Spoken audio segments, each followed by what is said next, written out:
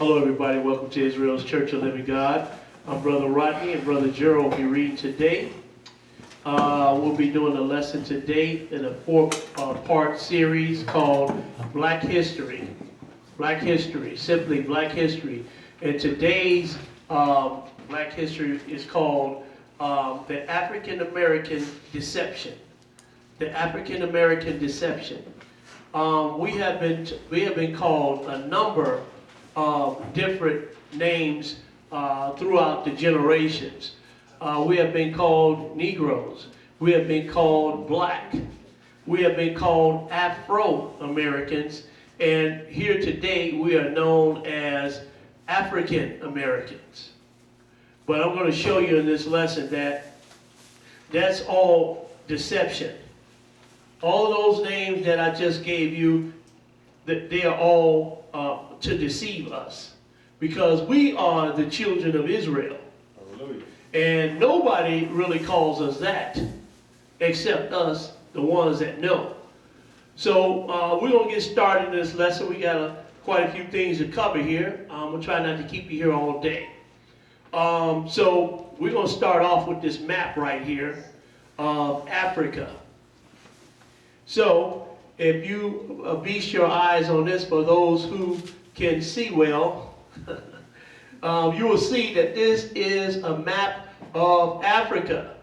And here in West Africa, over this way, over here in this Botswana, that's South Africa down here. And this West Africa right here, this is where the children or the slaves came from. And then you have some right here in the Sudanese, Sudan. Then you got had some in Central Africa, and Ethiopia, right here in East Africa. You got some people there that's calling themselves Israelites.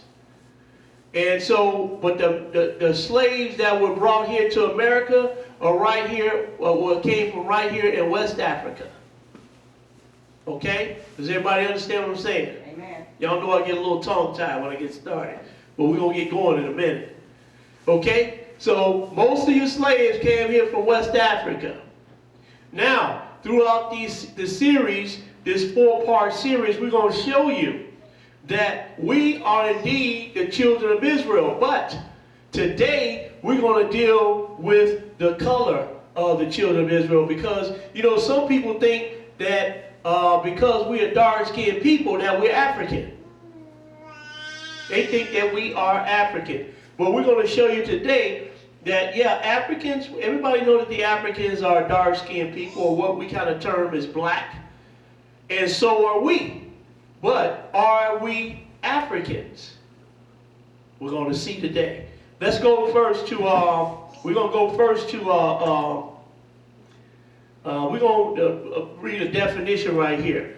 We're going to World Book Dictionary, and we're going to read African.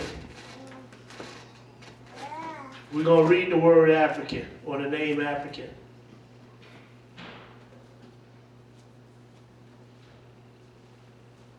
World Book Dictionary, page 38. African. Of Africa, from Africa, having to do with Africa, its peoples, their languages, or their ways of life. Negro. You see that? Negro.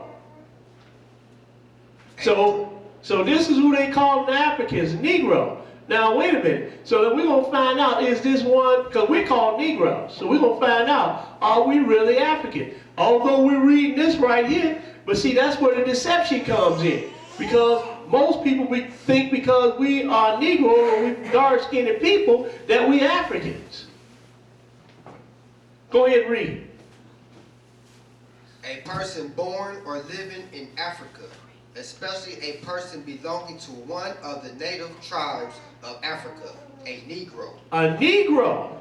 Okay. Now, so just keep that word in mind. Well, you ain't have to keep thinking about it too long, because you already know you're a Negro. So, so now we're going to go to 1 Chronicles, the first chapter. We want to 1 Chronicles, the first chapter, and we're going to pick it up at verse 1.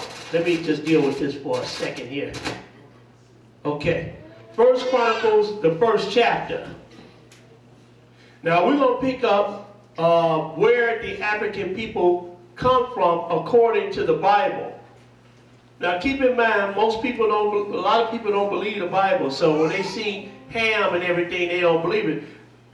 So be it. Well, we believe what the Bible says. So we're going to First Chronicles, the first chapter, and we're going to pick it up in verse 1. First Chronicles 1:1. And so, we're going to show you who we are from our beginning. Because when you listen to black history, you only hear it from 400 years ago. But we have a history that goes all the way back centuries, thousands of years, just like the Greeks. You understand? Just like the Botswana, the South Africans. Their history goes back for 1,000 years, so does ours.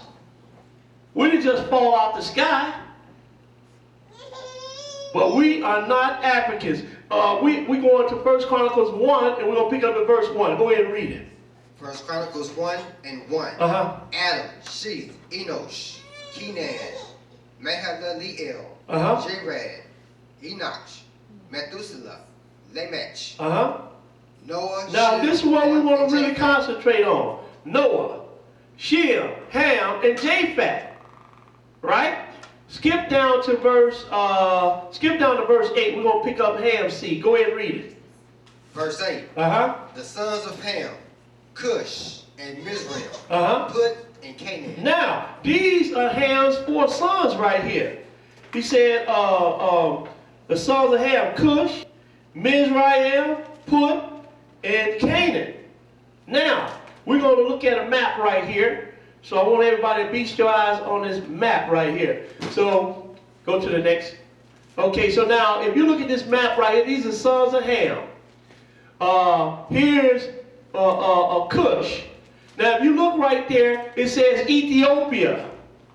Right? Then, Mizraim, that's Egypt. Then, if you go to Canaan, that's Israel right there. You see that? That's where the children of Israel settled at on the land of Canaan. And we are dealing with Africa right here. Put this Libya. This is the African continent that we do. So what continent was Israel on? It was on the African continent. Don't you know most people don't know that? I mean, I'm talking about Israelites don't understand that the nation of Israel was on the African continent. When they put the Suez Canal in there, that split the continents up. Now, Israel is sitting on the Asian continent, when originally, this is one of Ham's sons right here. This is his brother, Egypt and Canaan, those brothers, Put, which is Libya. They all brothers, Cush, Ethiopia. These are all brothers right here. They were all on one continent. And this is where the children of Israel settled at, on the land of Canaan. Does everybody understand? Amen. Because you want to deal with some black history, we're going to deal with some black history today. And it's not the slap in the face to nobody else or nothing like that. We're just dealing with some black history.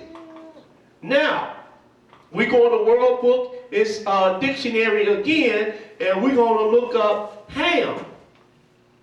We're going to World Book Dictionary again. We're going to look up Ham this time. Right there. World Book Dictionary, page 959.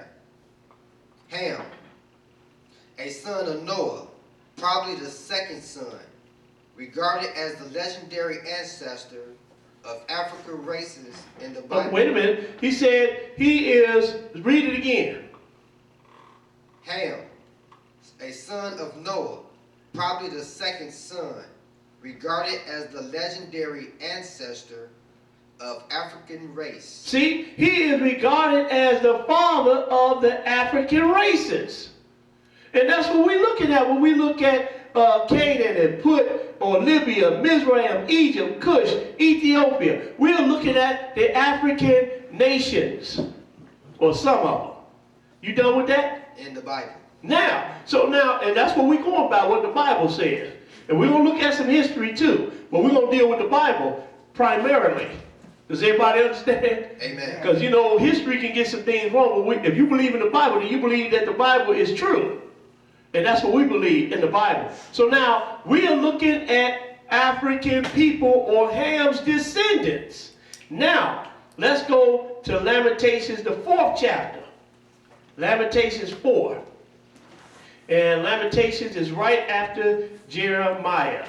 So we're going to Lamentations, the 4th chapter, and we're going to pick it up at verse 1. Lamentations 4 and 1. Look at what it's saying now. Because like I said earlier, everybody think that because we're dark-skinned people, or what we term as black people, that we're African. Lamentations 4 and 1. Go ahead and read that. Lamentations 4 verse 1. Uh-huh. How is the gold become dim?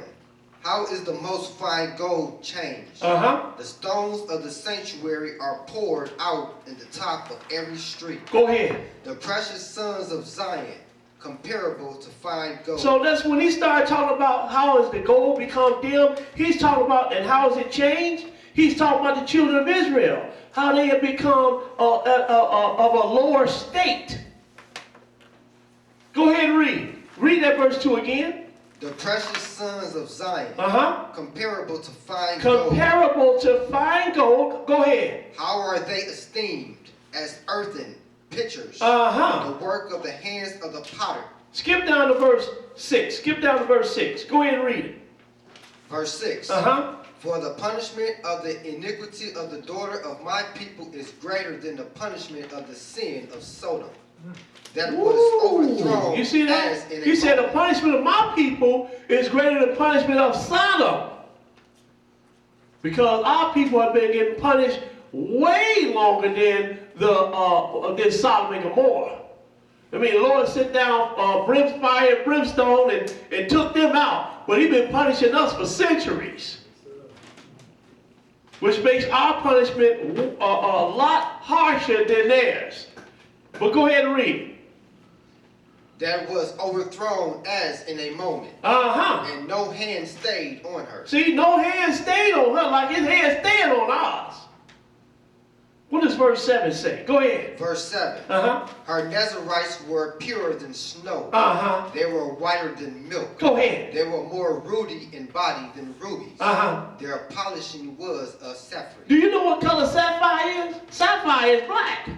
But look at what he's getting ready to say right here. Verse 8, go ahead and read it. Their visage is blacker than a coil. Their visage is blacker than a coal. Now, do you know what a visage is? Did you finish? Read that verse one more time. So read it again. Start again. Verse 8. Their visage is blacker than a coil. Coal. Uh-huh. They are not known in the streets. Now, he said their visage is blacker than a coal. Now, we're going to show you what visage is. Now, you know coal, that's blue-black, right? You call somebody that, man, they be ready to fight. Visage, what does that mean? Visage. Uh-huh. The face or facial expression The of a face or the facial expression. So when he said their visage was blacker than a coal, their face was blacker than a coal. Now at this time the children of Israel were in a famine. Because we want to go over to the 5th chapter in verse 10, you'll see our skins were black like an oven. But we're going to get to that at a later time. Right? So he said their faces were blacker than a coal. Don't worry, because, we're going to get down into this. Read that verse 8 one more time. Their visage is blacker than a coil. Coal. Coal. They are not known in the streets. Uh-huh. Their skin cleaves to their bones. Uh-huh. It is withered. It has become like a stick. Now, let's go to Amos, the 2nd chapter, Amos 2. Now you see how their faces, how dark their faces were? It was darker than a coal. We had Amos 2, because he called them Nazarites. So let's just make certain that we know who we're talking about right here when we say Nazarites. Let's just make it clear who we're talking about. Amos, the 2nd chapter, and we're going to pick it up at verse 10. Amos 2 and 10. Let's just make sure we know who we're talking about when we say her Nazarites. Their faces were blacker than the coal. Amos 2 and 10. Go ahead and read it. Amos 2, verse 10. Uh-huh. Also, I brought you up from the land of Egypt and led you 40 years through the wilderness to possess the land of the Amorite. Go ahead. Now he's talking to the children of Israel right here. He said, I led you through the wilderness for 40 years. And we know now that he's talking about the children of Israel because they were led through the wilderness for 40 years. Go ahead and read. Verse 11. And I raised up your sons for prophets. Now, who are the prophets? All of them are Israelites. He said, I raised up your sons for prophets. And of your young men for Nazarites. Go ahead. Is it not even thus, O ye children of Israel, saith the Lord? Now, we know who the Nazarites are. The visage was blacker than the coal. He said, look, and I raise up your sons for prophets, and of your young men of Nazarites. Is it not even thus, O ye children of Israel, saith the Lord? So now who are we talking about when he said their visage was blacker than the coal? He's talking about the Israelites. Their visage or their face was blacker than a coal. And that's black there. Now we're going to show you a map right here. We're going to show you a map of Canaan. Now this is pre-Israelite Canaan right here. So now you see Canaanites, Perizzites, Havites, Amorites, Jebusites. So this right here was a land of Canaan before the children of Israel settled in the land. Now if you look at this second map right here, right to the right of it, you'll see this when the Israelites inhabited the land. So you got Manasseh, Gad, Judah, Reuben, Simeon, the 12 tribes right here. The 12 tribes of Israel settling on the land of Canaan. So these are the ones that took over, the children of Israel are the ones that took over the land of Canaan. The children of Israel are the ones that took over the land of Canaan right here. Does everybody see that? Amen.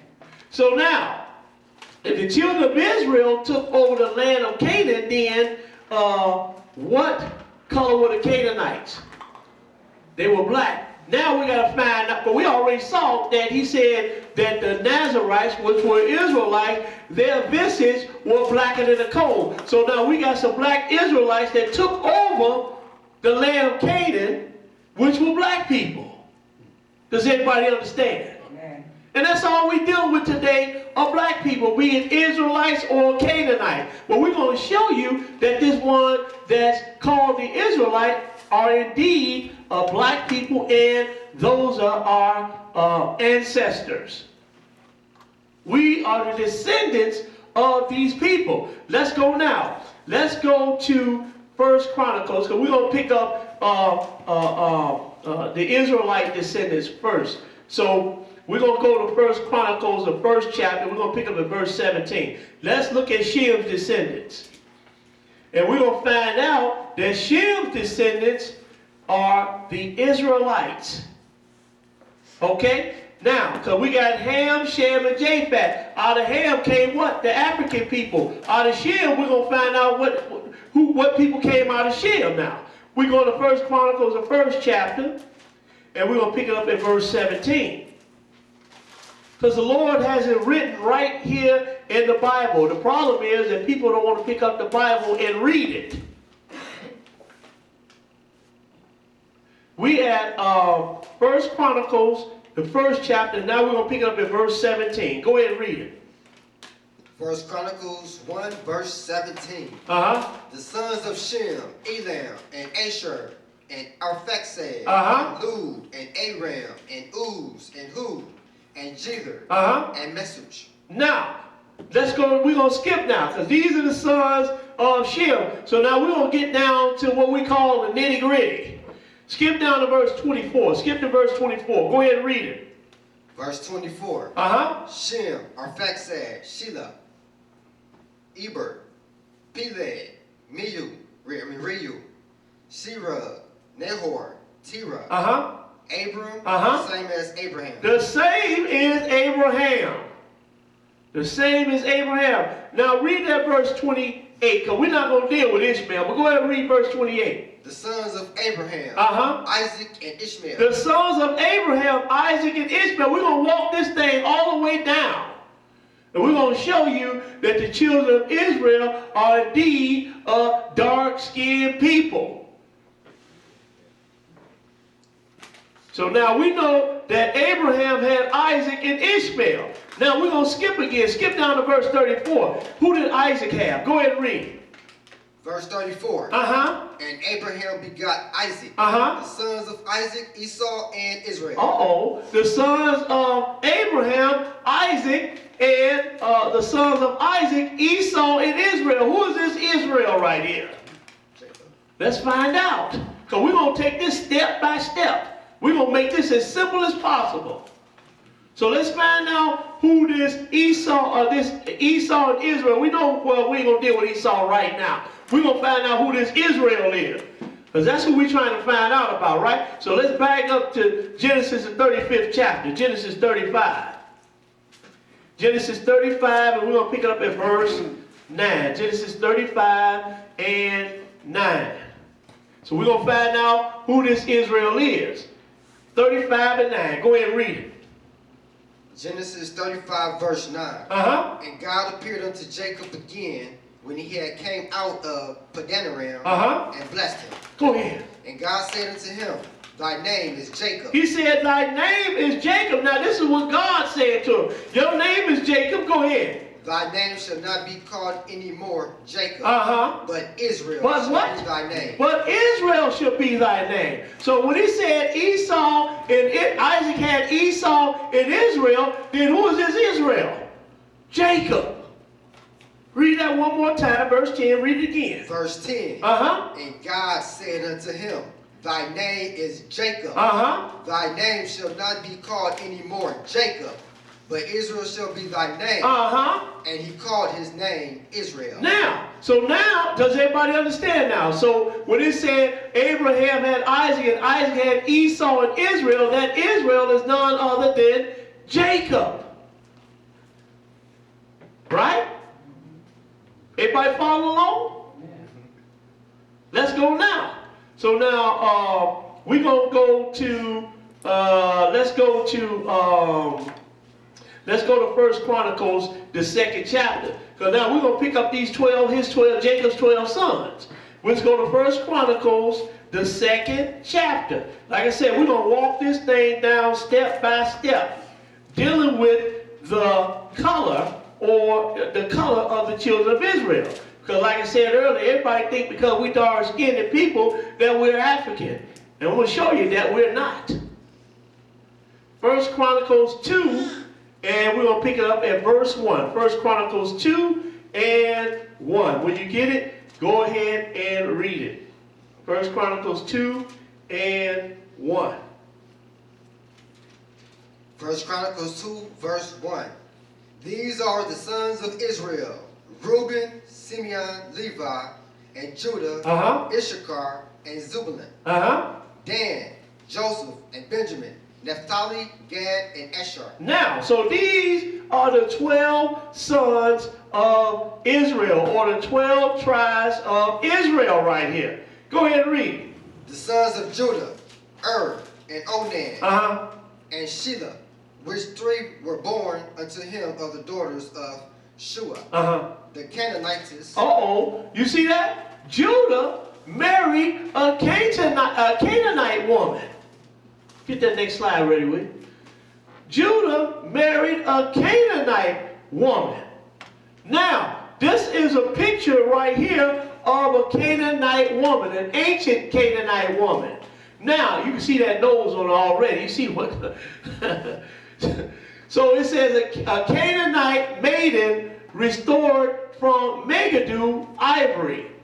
Note the long hair and the flowing robe, which were characteristics of Canaanite fashion of the day. Now, if you go back and look at some history of Megiddo, you will see that at certain periods, the children of Israel occupied Megiddo. But the Canaanites are the ones who occupied it first.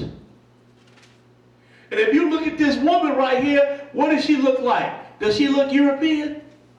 No. What does she look like? An African woman.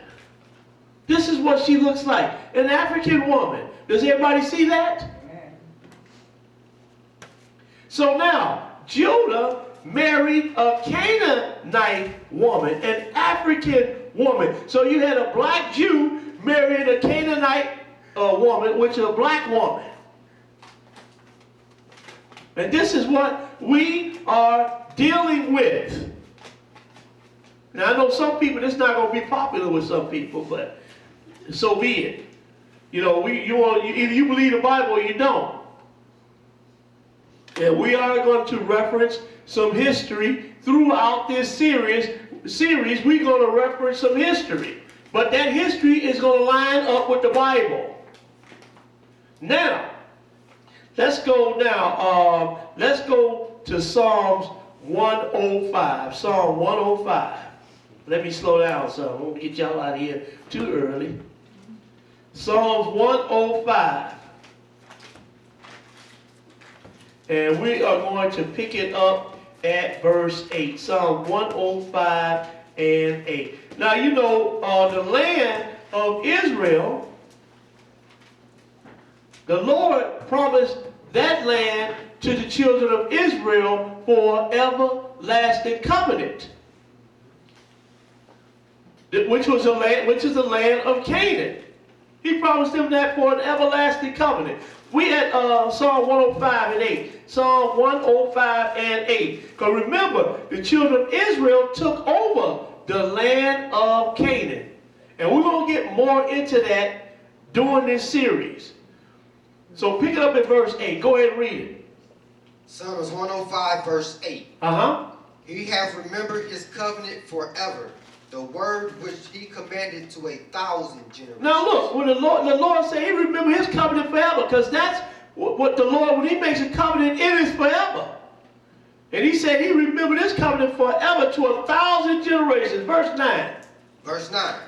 Which covenant he made with Abraham and his oath unto Isaac. Go ahead. And confirmed the same unto Jacob for a law, and to Israel for an everlasting covenant. Go ahead. Saying, unto thee will I give thee the land of Canaan, the lot of your inheritance. Stop right there. So now he said, I'm going to give you, Israel, this land of Canaan for the lot of your inheritance forever. But now you got some people that's sitting on that land right now, the Edomite Jews, and you got Arabs sitting there, you got some Moabites sitting in the land, you got all different type races sitting right there in that land, and then you got one people calling themselves Jews right now.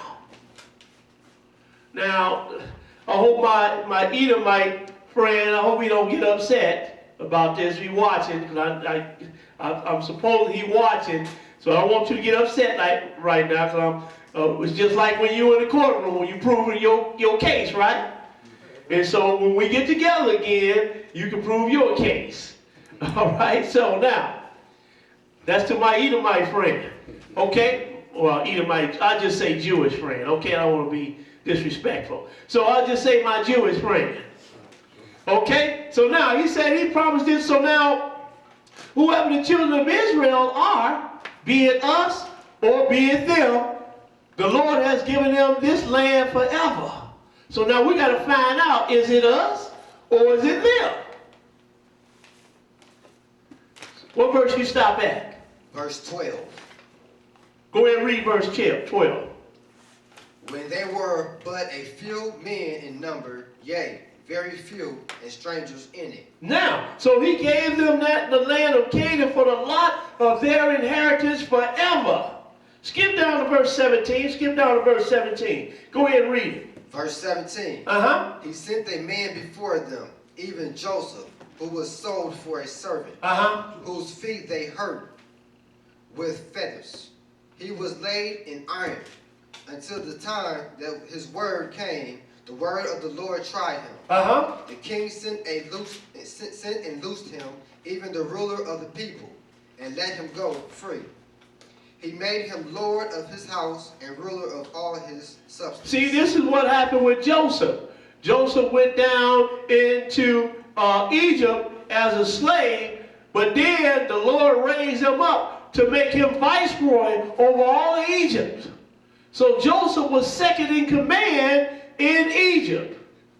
The only one who was higher than him was Pharaoh. Go ahead and read.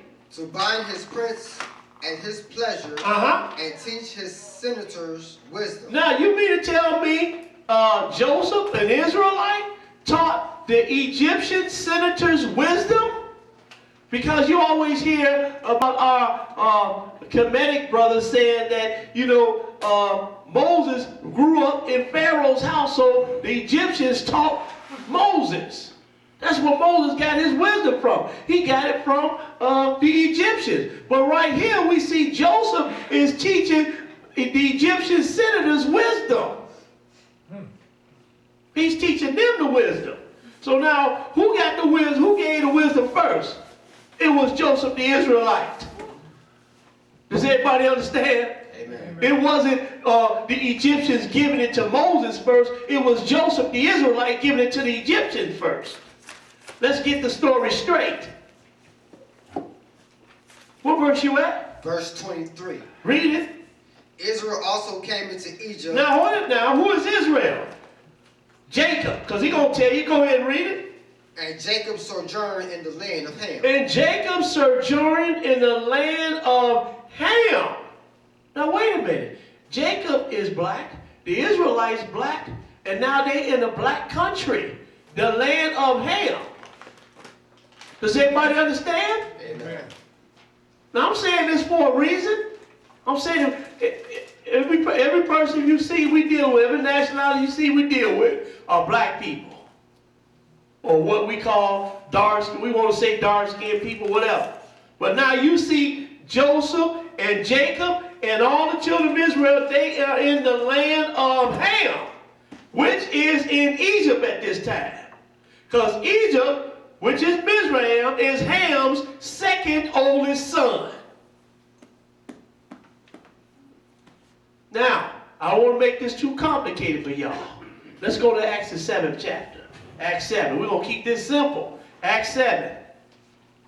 And we're going to pick it up at verse 11. Acts 7 and 11. See, we're not dealing with no like people that call themselves Jews today. We are dealing with black people right here. And this is undeniable. Undeniable. We in Acts 7. And we're going to pick up in verse 11, Acts 7 and 11. Go ahead and read it. Acts 7, verse 11. Now there came a dearth over all the land of Egypt and Canaan. And Canaan. And Canaan. Go ahead. And great affliction, and our fathers found no sustenance. Now there came a great dearth over all the land of Egypt and Canaan. And great afflictions, and our fathers found no substance. Go ahead and read, because this is where Jacob and the children of Israel were at this time. They were in the land of Canaan. They had not even taken over the land yet. They had not taken over the land of the Canaanites yet. They were just dwelling in Canaan. Go ahead and read. Verse 12. But when Jacob heard that there was corn in Egypt, go ahead. He sent out our fathers. Now wait a minute. Egypt and Canaan, these two are brothers. These are African people. So Jacob heard that there was corn in Egypt. He sent our fathers first. Go ahead and read. Verse 13. And at the second time Joseph was made known to his brethren. Now wait a minute now. Joseph was made known to his brethren? Now, I'm just going to tell you the story. We're not going to read. I'm just going to tell you the story.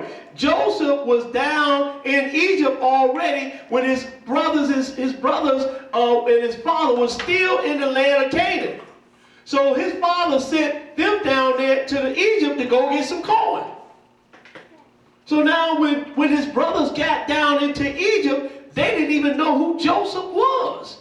Joseph knew who they were, but they didn't know who he was. Go ahead and read. And Joseph's kindred was made known unto Pharaoh. See, Joseph's kindred was made known unto Pharaoh. Then sent Joseph and called his father Jacob to him. Go ahead. And all his kindred, threescore and 15 souls. Now, when Joseph's brothers came to Egypt to buy corn, they didn't know who Joseph was, but Joseph knew who they were. Even when they sat down and eat, Joseph sat by himself, right? And the Egyptians sat by themselves. So the brothers were sitting down there with the 10 brothers were sitting down there with them. So they probably looking around them. Why is this guy right here sitting by himself and the other Egyptians sitting by themselves? Because it was an abomination for the Egyptians to eat with the Israelites. Now wait a minute. If the Israelites, we know that the Egyptians are black or dark-skinned people. Now, if Joseph would look like the Jews that of today, then they would have known right off. Look, man, this is our brother Joseph. They would have known right off that that was their brother Joseph. So, but by Joseph sitting there by himself and the Egyptians sitting by themselves, and they didn't even know who Joseph was. Now, if he was white, like we see the Jews today, they would have known right off, this is our brother Joseph. But it hadn't even dawned on them yet until Joseph made himself known to his brother. He had to go and tell him, look, I'm Joseph. Then they took off running. Because they didn't want to set him up anyway. So they took off running. He's like, come back here, come back here. Y'all meant it for bad, but God meant it for good. But my point is, why didn't his brothers know who he was? You know why they didn't know who he was? Because he looked just like the Egyptians, black. That's why they didn't know who he was. And it's undeniable that the Egyptians are black people. The jig is up. Everybody knows that the Egyptians are black people. Joseph was black. His brothers was black. So they couldn't tell the difference. Does everybody understand? He had to go and make known himself to his own brothers. That'd be just like my 8 brothers. I haven't seen them in 30 years. Then they sitting around everybody the same color. They sitting around some Egyptians, everybody the same color. I might have to do like this. Man, that look like Tyrone right there. I ain't seen him in 30 years. Let me go walk up to him and see if this my brother. But Joseph had to make known himself to his brothers. Why? Because everybody there was black. Now look, in the meantime, their father died. Read verse 15. Verse 15. So Jacob went down into Egypt and died. He and our fathers. Now Jacob died in Egypt. Right? Now look at what happened right here. Let's go back to Genesis, the 50th chapter. Genesis 50. I mean, you read things like this. This is undeniable. It is undeniable. Genesis 50, and we're going to pick up at verse 1. Is anybody cold? Yes. Man. You'll be all right. Genesis 50, and we're going to pick it up at verse 1. All right. Go ahead and read it. Genesis 50, verse 1. And Joseph fell upon his father's face and wept upon him. And he wept upon him. And kissed him. And Joseph commanded his servants, the physicians, to embalm his father. And the physician embalmed Israel. And the physicians embalmed Israel. Who are we looking at? Jacob. So they took on the Egyptians' customs with embalming people.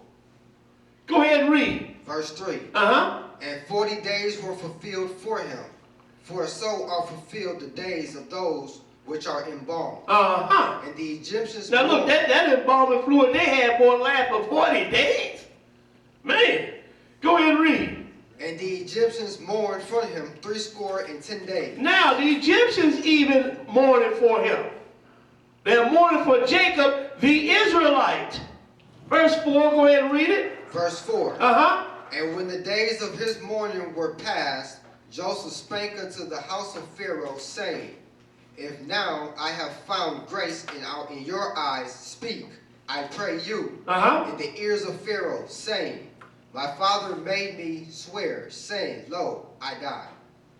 In my grave which I have digged for me in the land of Canaan, there shalt thou bury me. Now therefore, let me go up, I pray thee, and bury my father, and I will come again. Now, so Joseph got to go bury Jacob now. So he's telling the Pharaoh, look, my father made me swear that I bury him in the land of Canaan. So he said, I'm going to go up and bury him, and then I'm going to come on back to Egypt. Go ahead and read. Verse 6. And Pharaoh said, Go up and bury thy father, according as he made thee swear. Go ahead. And Joseph went up to bury his father, and with him went up all the servants of Pharaoh. Now look, Pharaoh's servants going up with Joseph now. Go ahead and read. Not to mention did his other 12 brothers going up too, right? Or his other 11 brothers, rather, going up with him. Go ahead and read. Look at what the inhabitants of the Canaanites are going to say. Go ahead and read. The elders of his house and all the elders of the land of Egypt and all the house of Joseph. See there? And all the house of Joseph and his brethren. And his father's house. Only their little ones and their flocks and their herds they left in the land of Goshen. And there went up with him both chariots and horsemen, and it was a very great company. Go ahead. And they came to the threshing floor. I got to turn the page. Okay. And they came to the threshing floor of Atad, which is beyond Jordan, and there they mourned with a great and very sore lamentation. Keep reading. And he made a mourning for his father 7 days. Now look, so now this is the funeral procession going now. So now he mourning for his father 7 days. Now look at what the Canaanites are going to say. Because remember, that's where he had to take him back to and bury him in the land of Canaan. So when the Canaanites saw this funeral procession, look at what they're going to say. Go ahead and read. Verse 11. And when the inhabitants of the land, the Canaanites, saw the mourning in the floor of Atad, they said, This is a grievous mourning to the Egyptians. This is a grievous mourning to the Egyptians. Now, if Joseph was white, like we see the Jews look today, or the ones that call themselves Jews today, they would have said this is a great mourning or grievous mourning for the Egyptians and the Israelites. But it just said the Egyptians. Does anybody understand what I'm saying? Amen. Everybody was black. The Canaanites, the Egyptians, and the Canaanites, the Egyptians, and the Israelites were black. So they got this big funeral. But remember, the funeral was for the Israelites. It wasn't for the Egyptians. So now when the Canaanites saw this funeral procession, they say, look, it is a grievous mourning to the Egyptians. Wherefore, the name of it was called Abel Mizraim. It was called what? Abel Mizraim. Abel Mizraim. Who is Mizraim? Egypt. So when the Canaanites, which are an African people, saw this funeral procession, they said, look, it is a grievous mourning for the Egyptians. Wherefore the name of it was called Abel Mizraim. Which is beyond Jordan. Which is beyond Jordan. Abel Mizraim. A great mourning for the Egyptians. Not a great mourning for the Egyptians and the Israelites. Go ahead and read some more. Is that it? Yes. Verse 11, you stopped at verse 11? Yes. All right, we're going to stop right there then. Because we're going to hit it and we're going to quit it. Let's go now, because we're going to look at some pictures here, or a slide right here, of some ancient Egyptians. Now, look at these pictures right here. Now, like I said before, this is undeniable that the ancient Egyptians were a black people. This is Akhenaten and Nefertiti right here. Not like you see on TV when you see Nefertiti, she looks Gentile or white. These are black people right here. Now, this is Tutankhamun and his wife. Now, Tutankhamun, the boy king, y'all know him as King Tut. This is him and his wife right here. A detail from the throne of Tutankhamun, which shows a pharaoh with his wife, Oxenamum, on the right. 1327 BC, the National Museum of Cairo. This is a common picture right here. That is a common picture now. Does everybody understand? So this is undeniable now. The jig is up. The Egyptians are dark-skinned or black people, what we call African today. And I'm going to show you. I'm going to show you that we too are Israelites and that we are dark-skinned people, ancient people. People think, people, because our people, from our inception here to American shores, we only hear about black history as it relates to Africa and 400 years ago. You never hear beyond 400 years. You never hear, when I was in school and they taught us about black history, you never hear beyond 400 years. Us coming over here on slave ships from Africa, they just say West Africa, that's it. But our history goes back thousands of years. We didn't just come, we didn't just weren't conceived in just Africa and that's it.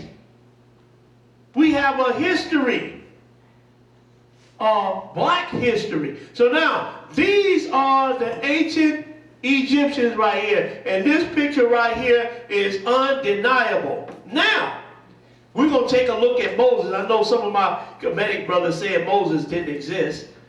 But they still have yet to go and look up the Red Sea crossing where you can find the debris that went across the Gulf of Aqaba, you understand, as they were coming out of Egypt into the wilderness. But anyway, let's go now. Let's go to Exodus, the first chapter, because we're going to deal with Moses right here. And we're going to show you, I'm going to show you something right here. Let's go to Exodus, the first chapter. So far, we haven't even gotten out of Africa. We haven't even gotten out of Africa. But we have been deceived that into believing that we are Africans. Some people say that, yeah, as some Edomite Jews that was on YouTube saying, you people, y'all from Ethiopia. Yeah, well, you got some Philosophians or from the tribe of Dan in Ethiopia, they darker than us. Now wait a minute. You got some Ethiopian Jews saying that they're from the tribe of Dan, they blue-black, and you still saying that you are a Jew?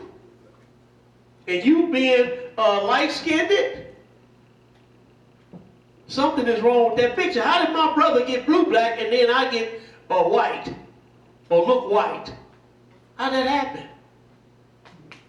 Then, not only that, and we're going to show you, you got tribe in Timbuktu, they're black. That's right. You got some tribes in Ethiopia, they black. Even got DNA showing that they are from, then you got another tribe called the Limba tribe. They took DNA and found that they go back to Aaron's seed, Moses' brother. But they black. So now wait a minute. How did my brother get white then? All of us, we were calling ourselves Jews on the African continent, we all black. But then this guy that's in Israel calling himself a Jew, and he looked white. How'd that happen? And then that's only one tribe that's in Israel. They call themselves Jews. That's only one tribe. What happened to the other 11? Something don't fit here. And we're going to show you. It's been a deception going on all of these centuries. But here we're going to let the cat out the bag. We let the cat out the bag. We're in Exodus Exodus 1, and we're going to pick it up at verse 1. Exodus 1 and 1. And that's no disrespect to my Hebrew brothers of the light-skinned persuasion. That's no disrespect to you. We know that you are our twin brother, Esau. And when we get together, let's go ahead and chop things up and sort things out. And we'll find out who the Jew is and who the Israelite is. We're going to Exodus the first chapter. Exodus the first chapter. I welcome that. I mean, you know, I really do. The brother is real nice and everything. We've been cordial to each other. He told me this morning, he said, look, can we sit down and talk and we can hatch things out and we can find out what's what and who's who? I'm like, yeah, no problem. I am with it. We're at Exodus 1 and we're going to pick it up at verse 1. Exodus 1 and 1. Go ahead and read it. Exodus 1 verse 1. Uh-huh. Now these are the names of the children of Israel. Go ahead. Which came into Egypt. Every man in his household came with Jacob. Uh-huh.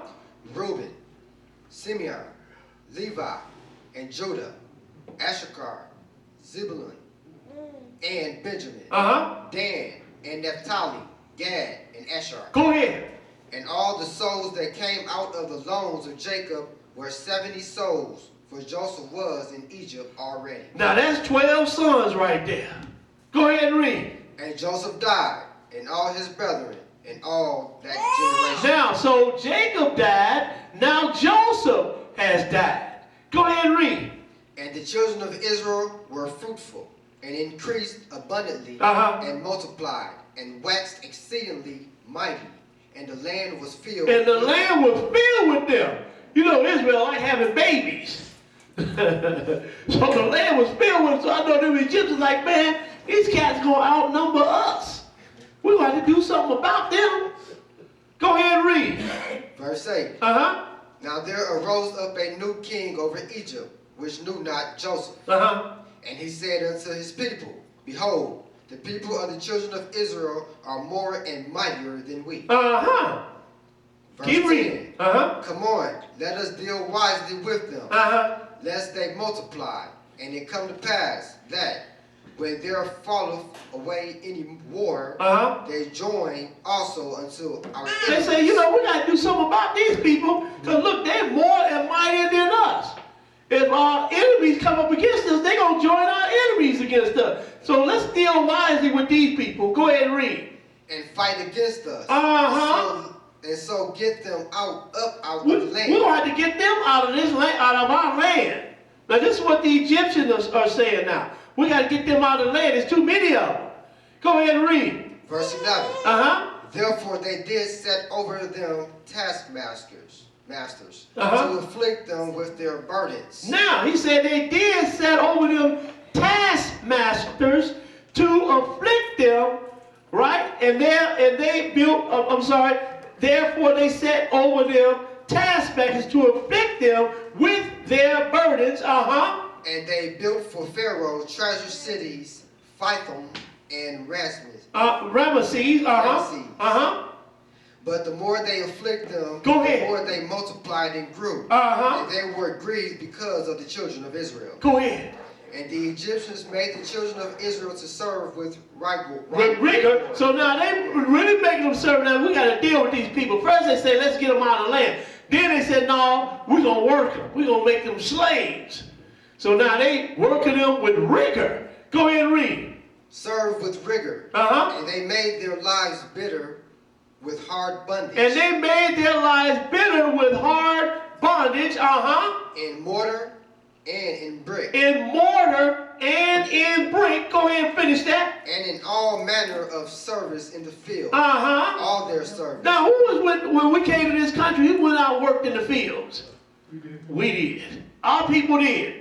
But right here, they got them building, he said, and they made their lives bitter with hard bondage in mortar and in brick, and in all manner of service in the field. Go ahead and finish that. All their service wherein they made them serve was with rigor. Now we're going to show you a clip right here, or a slide right here. Go to that next slide. Now, these are Israelite captives. He said, this painting from the tomb of Thebes shows in detail captive workmen manufacturing bricks, a task force on the Hebrews by the Egypt's pharaohs. At left, clay is being kneaded with short holes and poured into brick molds. Top right, under the watchful eye of a seated overseer. Well, the whole picture is not there. We couldn't get the whole picture there. But if you go and look up this picture, you will see all of this depicted here in this slide. We couldn't get the whole slide on there. So now these are Israelite brick making captives right here. The same thing that we just read over in Exodus, the 1st chapter. What color they look? This is undeniable. They are black. Some of them darker than the other ones. Just like us. Some of us are darker than the other ones. So now you got right here, this is from a tomb in Thebes. You understand? Black Israelite slaves making bricks and dealing with mortar. Just like Exodus is saying, just like Moses had written right here. Now what you gonna do with this? Mr. Comedic teacher, what you gonna do with this? Let's go now. Because we finished with Exodus, the 1st chapter. We're going right on in to Exodus, the 2nd chapter. And we're going to pick up in verse 1 because I want to show you something else. Exodus, the 2nd chapter. Now we're dealing with black history. We are showing you that we have been deceived when it comes to being the children of Israel. We have been deceived into believing that we are African Americans. We are not Africans. We are Israelites. We're going to show you Exodus 2 and 1. Exodus 2 and 1. Go ahead and read it. Exodus 2 verse 1. And there went a man of the house of Levi, and took to wife a daughter of Levi. And the woman conceived and bare a son. And when she saw him, that he was a goodly child, she hid him 3 months. She hid him for 3 months because Pharaoh at this time was killing the babies. So she had to hide him. Speak up a little louder. Read a little louder. Go ahead and read. And when she could not longer hide him, she took for him an ark of bulrushes and daubed it with slime and with pitch, and put the child therein, and she laid it in the flags by the river's brink. Go ahead. And his sister stood afar off, to wit, that it would be done to him. Now, so Moses' sister, not like you see in the 10 Commandments, because Moses was winged up in his own house by his mother. He wasn't winged by Pharaoh's daughter. He was winged by his own mother. Keep reading. Verse 4. And his sister stood afar off, to wit, that would be done to him. Go ahead. And the daughter of Pharaoh came down to wash herself at the river. And her maidens walked along by the river's side. And when she saw the ark among the flags, she sent her maid to fetch it. Go ahead. And when she had opened it, she saw the child, and behold, the babe wept. Now she found Moses now. In this little ark now, she found Moses. Go ahead and read. This is Pharaoh's daughter. Go ahead and read. And she had compassion on him. And said, this is one of the Hebrews' children. See, she knew right off. She said, this is one of the Hebrew children. But look at what happened. Go ahead and read. Then said his sister to Pharaoh's daughter, shall I go and call to thee a nurse of the Hebrew woman, that she may nurse the child for thee? Go ahead. And Pharaoh's daughter said to her, go. And the maid went and called the child's mother. Now, so Moses was weaned by his mother, a Hebrew woman. And more specifically, she was a Levite. Go ahead and read. And Pharaoh's daughter said unto her, take this child away, and nurse it for me. Go ahead. And I will give thee thy wages. Now look, she want the baby. She said, look, you go and take the baby and have the child weaned, and I'm going to pay you. Because she wants the child. Go ahead and read. Now this was all done by the Lord. Go ahead and read. And the woman took the child and nursed it. Uh-huh. And the child grew, and she brought him unto Pharaoh's daughter. Uh-huh. And he became her son. And he became her son. Now, can you imagine that?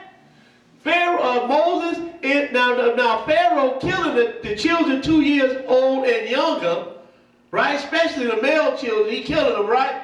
Can you imagine Moses being raised up in Pharaoh's house by Pharaoh's daughter? Pharaoh would have known right off. Look, what, you got this child here. If he was white, I'm saying, he would have known right off. Hey, this child you got right here, that ain't none of my grandchild. Where that child come from? I'm saying if he looked white, like the Jews look today, he would have known right off. This ain't none of my grandchild. Where you get this baby from? This is one of the Hebrew children. I'm going to kill him. Because that's what Moses was doing. Pharaoh was doing at this time. He was killing the Hebrew children. Go ahead and read. And she called his name Moses. Uh-huh. And she said, because I drew him out of the water. Because I drew him out of the water. Keep reading. And it came to pass in those days, uh-huh, when Moses was grown, that he went out unto his brethren and looked on their burdens. uh-huh. And he spied an Egyptian smiting in Hebrew. Now he spied an Egyptian smiting an Hebrew. One of his brothers. Now wait a minute. But it's not like you saw the Ten Commandments. Moses, this lady found Sephirah, she found the cloth, and then she hid it. Then Moses found the cloth, and now he looked, oh no, I'm a Hebrew. That's not how it happened. Moses always knew he was a Hebrew. He knew he was a Hebrew. Otherwise, how did he know that these Hebrews, one Hebrew was spiting another and his brother? Why did the book say that? And then, how could Moses grow up in the house of Pharaoh, which were killing all the babies? How did it? You know why? Because Moses was black, just like the Egyptians were black. That's how. Go ahead and read. One of his brethren. Uh-huh. Verse 12. Uh-huh. And he looked this way and that way. Uh-huh. And when he saw that there was no man, he slew the Egyptian. He slew the Egyptian, uh-huh. And hid him in the sand. Now, so Moses like, you know what? This thing is going to be found out that I killed this Egyptian. I better hit the road. He knew that because once an Israelite find out, everybody going to find out. Because you know Israel can't hold water. So he's like, I better cut out. Now look what happened. Skip down to verse 15. Go ahead and read it. Verse 15. Uh-huh. Now when Pharaoh heard this thing, uh-huh, he sought to slay Moses. See, he heard about it. How did that get all the way back to Pharaoh? Because Israel can't keep their mouth shut, boy. Now here Moses grew up in the house of Pharaoh, the wisdom and everything, and then he killed an Egyptian. They go back and tell it. So now Pharaoh knows that Moses killed this Egyptian. Go ahead and read. But Moses fled from the face of Pharaoh Uh-huh. and dwelt in the land of Midian. Go ahead. And he sat down by a well. Now the priest of Midian had 7 daughters, and they came and drew water and filled the throats to water their father's flock. Uh-huh. And the shepherds came and drove them away. But Moses stood up and helped them and watered their flock. Go ahead. And when they came to Reuel, their father, he said, how is it that ye are come so soon today? Apparently it took them a long time to draw water. So the father why is it that y'all come so quick today? Because, some shepherds were pushing the women out the way, and then they started getting water. And Moses came in to protect these women, these Midianite women. So when they came back to their father, he's like, well, how y'all get here so soon? Look at what they said. Go ahead and read. Verse 19. Uh-huh. And they said, an Egyptian delivered us out of the hand of the shepherds. Stop right there. You see that? An Egyptian delivered us out of the hand of the shepherd. What color are the Egyptians? Black. Black. So they're looking at Moses like he was an Egyptian. But Moses was not an Egyptian. He was what? A Hebrew. an Israelite from the tribe of Levi. Does everybody understand? Amen. Well, she said, an Egyptian delivered us, And also drew water enough for us. And Now. watered the flock. Now, let's go on. Let's go now. So Moses was mistaken for an Egyptian. We're going to show you somebody else that was mistaken for an Egyptian in a minute. Now, let's go now. Let's go to Numbers, the 12th chapter. Numbers 12. Numbers, the 12th chapter, and we're going to pick it up at verse 1. Numbers 12 and 1. Numbers 12 and 1. Now look at what happened to Moses' sister right here. Numbers 12 and 1. Go ahead and read it. Numbers 12, verse 1. And Miriam and Aaron spake against Moses because of the Ethiopian woman whom he had married. Now wait a minute. Now first Judah married a Canaanite woman, which we know the Canaanites are African people or dark-skinned people. Then Moses turned around and married an Ethiopian woman. And we know that the Ethiopians are even black still today. So Moses married a black woman.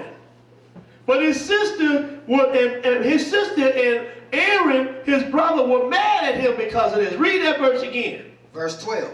Verse 1. 12, verse 1.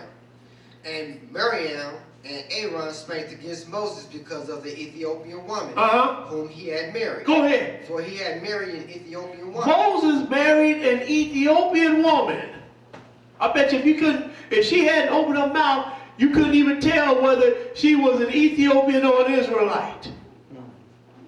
But she hadn't opened her mouth. But go ahead and read verse 2. Go ahead. Verse 2. And they said, have the Lord indeed spoken only by Moses? Hath he not spoken also by us? Go ahead. And the Lord heard it. Now, so, Miriam and Aaron speaking against Moses now. So they older than Moses, so, they speaking against him.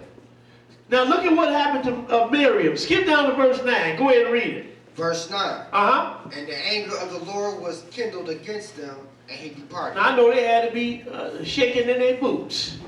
Moses, because the Lord came down and met with him. He said, tell Miriam and Aaron to come here. And then he talked to him. He told him, why would y'all not afraid to speak against my servant Moses? I speak to him face to face. I don't talk to nobody else like that. Then he just took off. I know they had been like, what is he going to do? He didn't say nothing. He didn't tell him what he's going to do. What is he going to do? Look at what he did.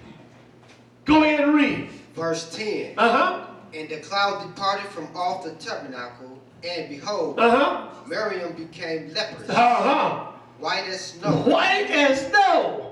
She became leprous, white as snow. This is a punishment right here. The Lord turned her white.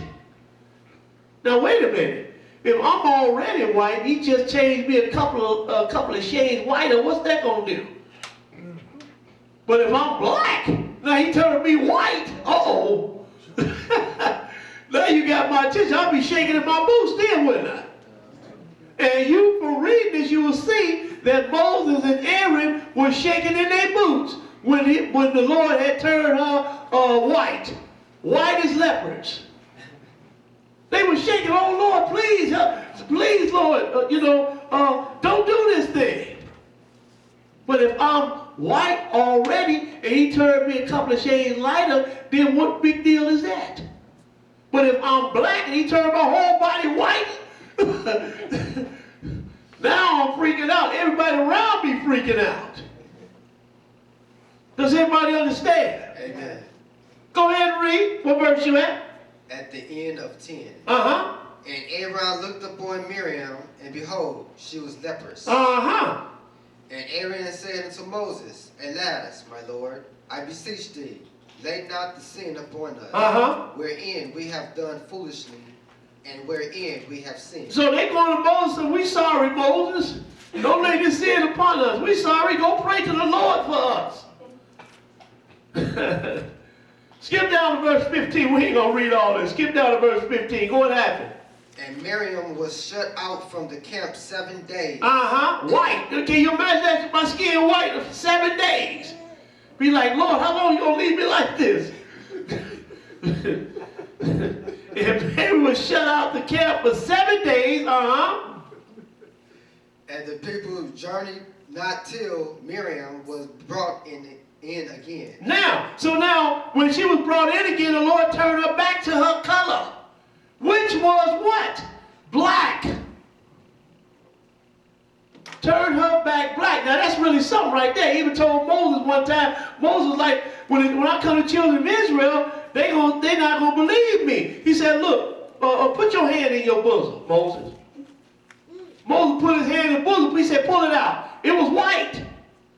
Now look, if Moses had been white, okay, you changed my hair a couple of shades lighter. Okay, what's the big deal? But if I'm black and you turn my hair white, now you got my attention. My whole body is black, but my hair is white. You got my attention. You understand? Let's go now. Let's go to Matthew, the first chapter. Matthew 1. So we're going to move down the generations. We're going to move down the generations. So we're going to Matthew, the first chapter, Matthew 1. Don't worry, because we got plenty of proof that we are the children of Israel. This is just the first leg right here. This is just the first leg. We at Matthew 1, and we're going to pick up at verse 17. Matthew 1 and 17. So we're just moving down the generations right here. So we're going to get to Babylon. But before we get to Babylon, we're going to backtrack to Assyria. Okay? And I'm doing it like this for a reason. So everybody just keep up with me. We had Matthew 1 and 17. Go ahead and read it. Matthew 1 verse 17. So all the generations from Abraham to David are 14 generations. And from David unto the carrying away into Babylon are 14 generations. Go ahead. And from the carrying away into Babylon unto Christ are 14 generations. Okay, so now we're gonna go just before the Babylonian captivity. We're gonna get to the Babylonian captivity, but we're gonna go just before the Babylonian captivity, and we're gonna pick up the Assyrian captivity. Then we're gonna work our way down to the Babylonian captivity. Then we're gonna work our way down to Jesus in the 1st century. Does everybody understand? Now, let's go now. Let's go to Jeremiah, the 50th chapter. Jeremiah 50. Let's go back to Jeremiah, the 50th chapter. So now what we're going now, we're going to Israel's 2nd captivity, which is the Assyrian captivity. Then we're going to get to the Babylonian captivity. Then we're going to go down to the time of Jesus. So we at Jeremiah 50 and 17. Jeremiah 50 and verse 17. When you get it, brother, go ahead and read. You can get that slide ready. Jeremiah 50 and 17. Go ahead and read it. Jeremiah 50 verse 17. Israel is a scattered sheep. See, the children of Israel were scattered among the nations on ships. And we are going to get to that. Go ahead and read. The lions have driven him away. First the king of Assyria. First the king of Assyria, he had the children of Israel in slavery. Have devoured him. And last his Nebuchadnezzar, king of Babylon. Now he said, at last Nebuchadnezzar, king of Babylon, has broken his bones. So now we done went from Assyria to Babylon, right? Verse 18, what does it say? Therefore, thus saith the Lord of hosts, the God of Israel, Behold, I will punish the king of Babylon and his land, as I have punished the king of Assyria. See, nobody's getting away with nothing. You know, you got us in slavery in this country. You got us in this country as a captives for 400 and some years, but you're not gonna get away with it. You understand? And we're going to show you that all the nations that had us in captivity are going to be our captives. You understand? So just hold on. You know, we're gonna get to that. I know I'm going a little bit ahead of myself, but we're going to get to that. The Lord is going to punish all nations. Now, this is, we're going to show you this slide right here. So now, this is the ancient Israelites right here in the Assyrian captivity. This is them going into the Assyrian captivity, and this is the children of Israel in the Babylonian captivity. These are supposed to be switched around, but anyway. Y'all see it, right? So when you get a chance, come on up and take a look at it, okay? And if you look at these Israelites right here going into captivity in Syria, they got braids in their hair, even their beards are braided, and their features are of a black man's feature. If you look at these right here, so when you get ready, y'all come up here, you can see a close-up on one of these easels right here of the same depiction of these Israelites right here with these instruments in their hands. And they look black. They look like black people. Or what we're just going to say, Negroid features. Does anybody understand? Now keep that on that for a minute, Aaron. Keep that on there for a second. Because we're going to read this scripture right here in Psalms 137. Psalm 137. And we're going to pick it up at verse 1. Psalm 137 and 1. When you get it, go ahead and read it. Psalms 137, verse 1. Uh-huh. By the rivers of Babylon, there we sat down. Go ahead. We wept when we remembered Zion. He said, we wept when we remembered Zion. Uh-huh. We hang our harps upon the willows. We hanged our harps upon the willow. Look at these harps right here. These harps that they got. He said, we hung our, now this is the Babylonian captivity now. We hung our harps upon the willows, in the midst thereof. Go ahead. For they that carried us away captive require of us a song. He said, look, the ones that carried us away captive, they required of us a song. Because the children of Israel were a musical people also. You should see it where when the children, when they were in the land, how they would set up the choirs. You understand? Course by course with the trumpets and the singing and with the string instruments. They were also a musical people, just like now we are musical people. You see how our ancestry depict us? We still, and see, you know, you got brothers now, you're going to see them playing a lot of drums and all that stuff, African stuff. We didn't play no drums. We had string instruments and organs. I'm going to show you. Not no drums. Everybody understand? Amen. We are not African. Not that I don't have nothing against African people or nothing like that, but we are not African. Our people play string instruments. Go ahead and read. Verse 2. We hang our harps upon the willows. He said, we hung our harps upon the willows. In the midst thereof. Go ahead. For there they that carried us away captive required of us a song. See, you remember in Roots, how Fiddler, they always required of him the song? Same thing that happened during the times of slavery. They required of us a song just like they required of them a song. Because our people can sing. And our people can play them instruments. But go ahead and read. And they that wasted us required of us mirth. Sing us one of the songs of Zion. Sing us one of those songs of Zion. Go ahead and read. Sing us one of those Negro spirituals. Go ahead and read. How shall we sing the Lord's song in a strange land? See, they were in Babylon at this time. So how can we sing a strange, how can we sing a song, a Lord's song in a strange land? Go ahead, verse 5. Verse 5. If I forget thee, O Jerusalem, let my right hand forget her cunning. He said, if I forget thee, O Jerusalem, let my right hand forget her cunning. You see what the picture we are looking at right here? These are black people right here. Israelites with their instruments in Babylon. Undeniable. Undeniable. Let's go now. That's my signal. Let's go. Let's go, okay, Aaron. Let's go to Matthew, the 2nd chapter. Matthew 2.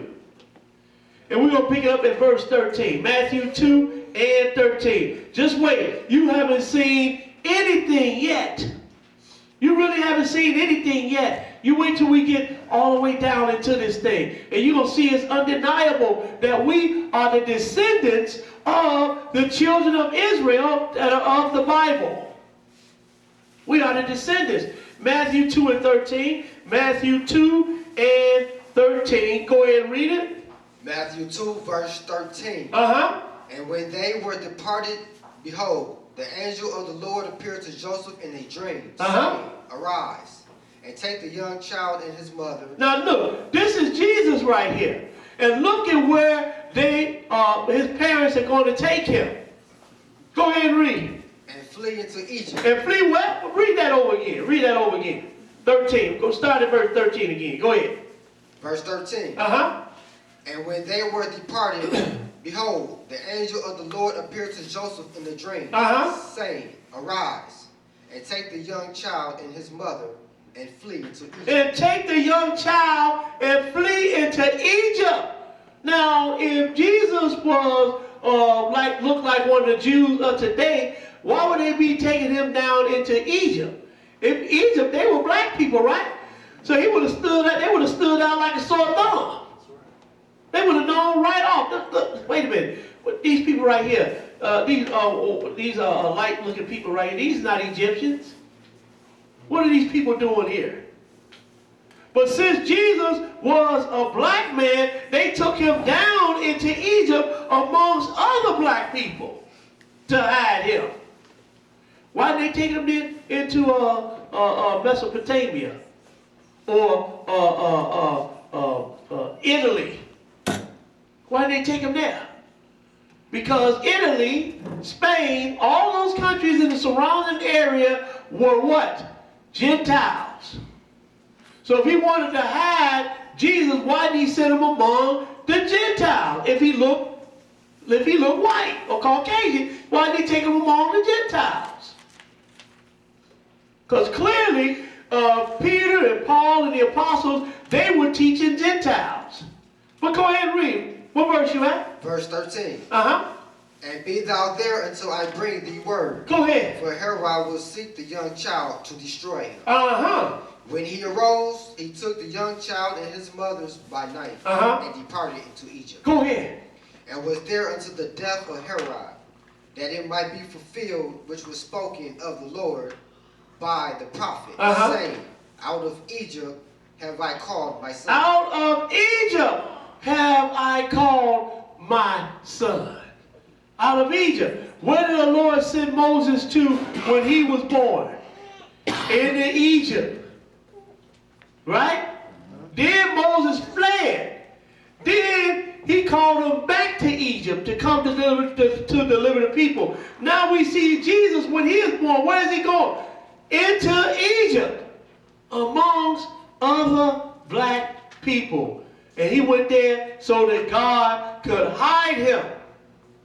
That's why he went into Egypt. Let's go to Revelations, the 1st chapter. I know this is going to upset somebody. Revelations 1. I talked to a Gentile guy one time. He got upset about this. I'm like, what are you getting upset about, man? This is written in the book. This is undeniable. You can get salvation too, no matter what color you are. Or what nationality you are. Revelations 1, and we're going to pick it up at verse 11. Revelations 1 and 11. Go ahead and read it. Revelations 1, verse 11, saying, I am Alpha and Omega, the first and the last.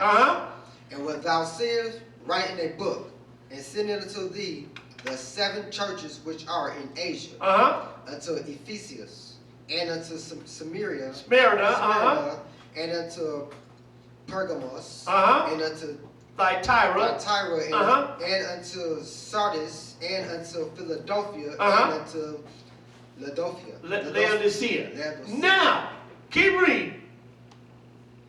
And I turned to see the voice that spake with me, and being turned, I saw 7 golden candlesticks. And in the midst of the 7 candlesticks, one like unto the Son of Man, clothed with a garment down to the foot, and girt about the paps with a golden girdle.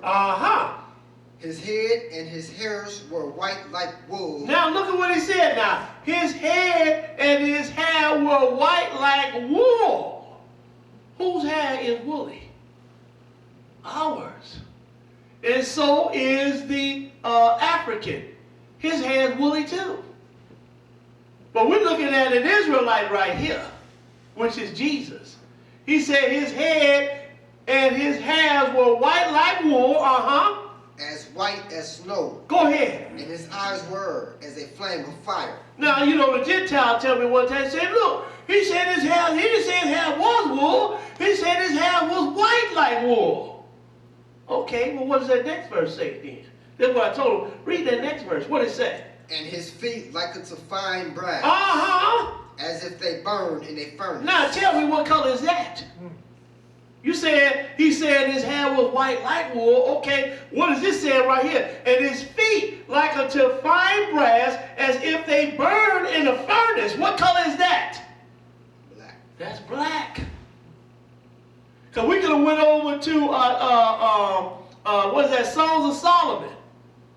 Said, look not upon me because I am black. Said he was black as the tents of Canaan.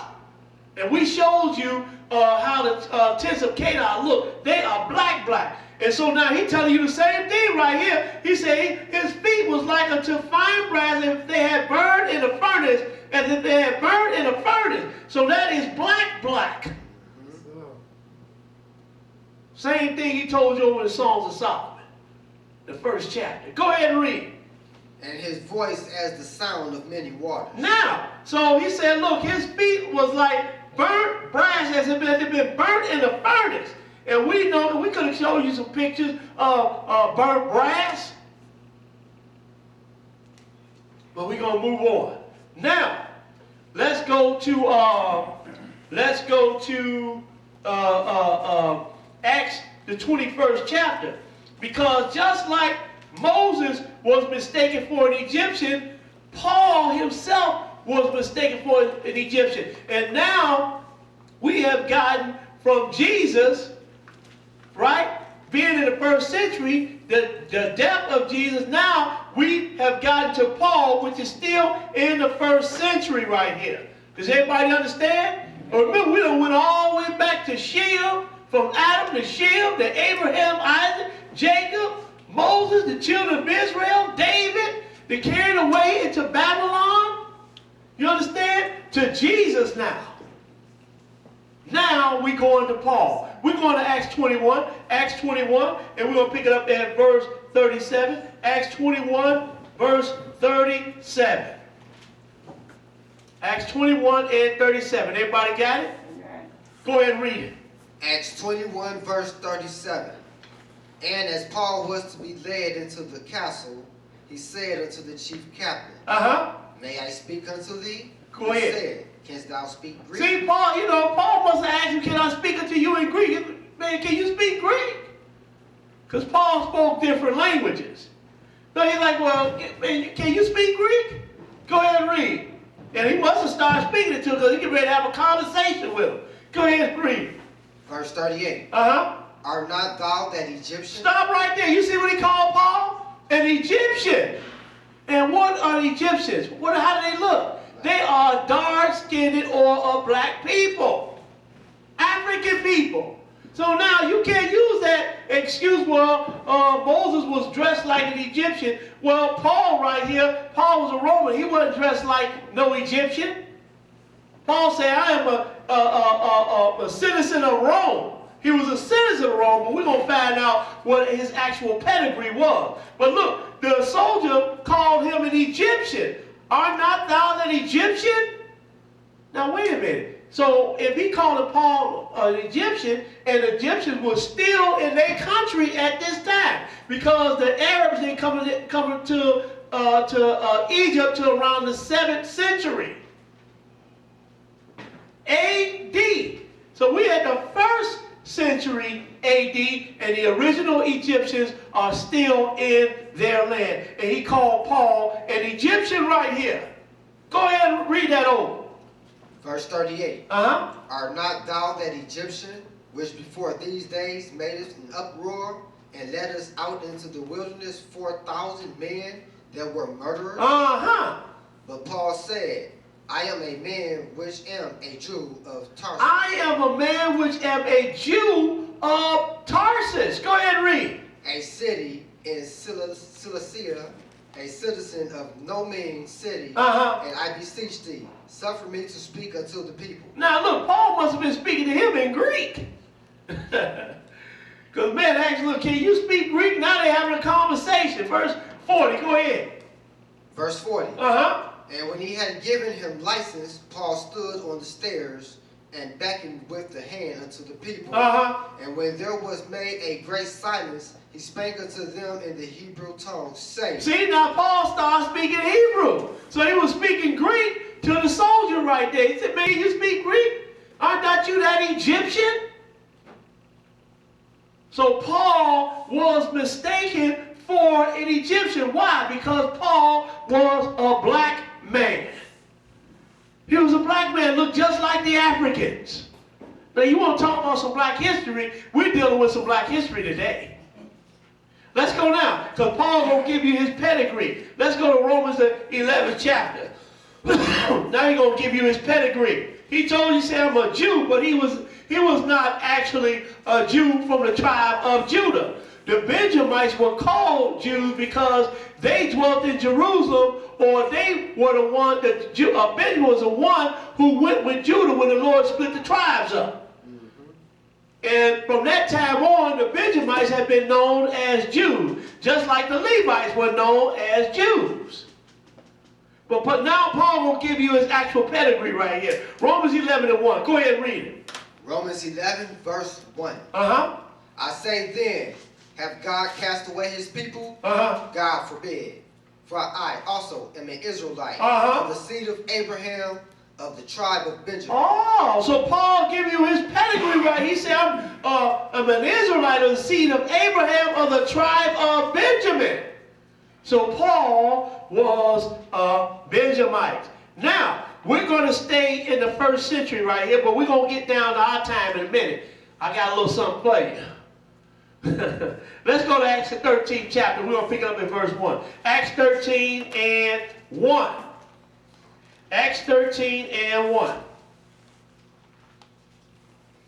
Everybody got it? Amen. Go ahead and read it. Acts 13, verse 1. Uh-huh. Now, there were in the church that was at Antioch Uh-huh. certain prophets and teachers, as Barnabas and Simeon, Uh-huh. that was called Niger. They were called what? Niger. They were called Niger. Go ahead and finish that. And Lucius of Cyrene and Manaen, which had been brought up with Herod the Tetrarch, The Tetrarch. and Saul. Now he said Niger. What does the word Niger mean? We go into Oppenheimer's Bible Dictionary. I think it's in there. Let me make sure. What does the word Niger mean? This is what's highlighted. Niger, black. That's it. That's all it means. That's what Niger means. It means black. So now, when they saw Paul and Barnabas and Simeon, they called them black. Just like you say, them black people over there. Does anybody understand? So Simeon and Barnabas was called black or Niger. Now, we're going to look up the word Negro. Uh-oh.